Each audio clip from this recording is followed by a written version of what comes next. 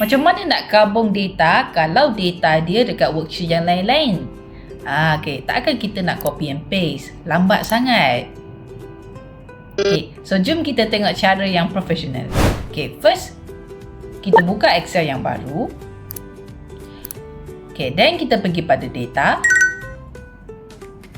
Lepas tu kita pergi pada get data from file from Excel workbook. Okay, lepas tu kita pilih Excel tadi yang ada data kita. Kita pilih import.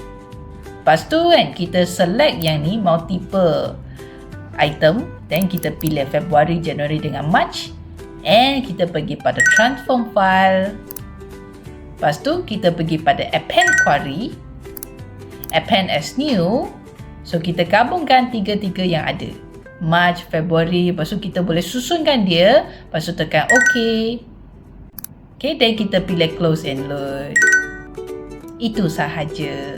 Lepas tu yang penting, kalau data ada yang tambah dekat row data, so dekat sini you tekan refresh saja.